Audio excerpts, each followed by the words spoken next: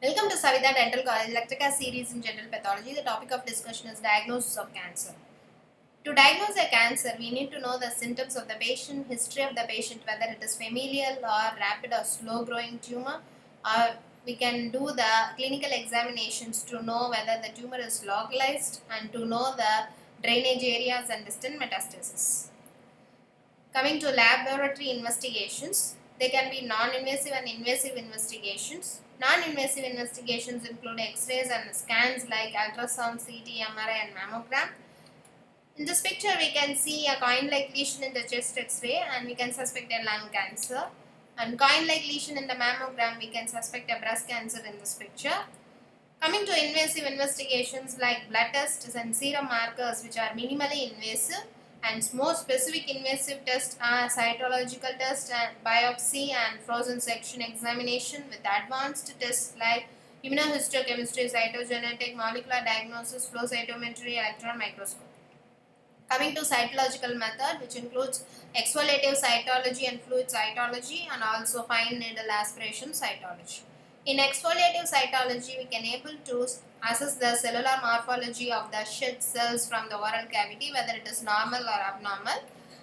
And in FNAC, we can aspirate the cells from the suspected lesion and subjected to cellular examination.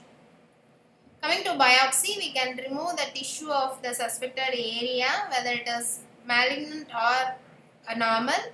We can subject this to histopathological examination.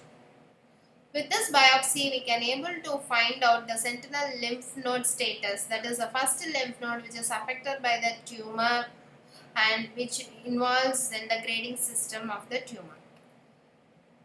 With this biopsy sections, we can do special stains and immunohistochemistry to know the site of origin and to differentiate the epithelial tumors from the leukemia and mesenchymal tumors, to categorize the undifferentiated malignant tumors and to know the specific proteins involved in the prognostic and therapeutic significance. Coming to immunohistochemistry, to detect the antigen involved in the cancers and other tumors. By detecting these antigen, we can able to treat the tumors. For example, keratins are the markers for epithelial cancer, vimentin for mesenchymal tumors, desmin for muscle tumor, neurofilaments for neural tumors, glial fibrillary acid proteins for brain tumors. Other investigations like cytogenetics involved in the study of chromosomes, molecular genetics study of the gene specific. In molecular genetic, we can able to see the translocations of the genes or chromosomes site by using fluorescent dyes, that is FISH, fluorescent in situ hybridization.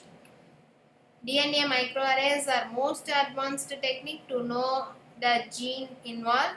More than 5,000 genes per tissue can be identified by this technique.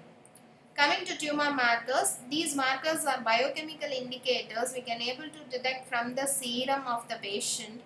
It can be of a hormone or oncofetal antigen or an isoenzyme released from the tumor itself, or a specific protein like immunoglobulin or mucins and other glycoproteins. Coming to the grading and staging system of the tumor, it is done by a pathologist by analyzing the degree of differentiation and the number of mitosis. It is depend on the cancer types, and most commonly used system is Broders classification, and in that 4 grades are used.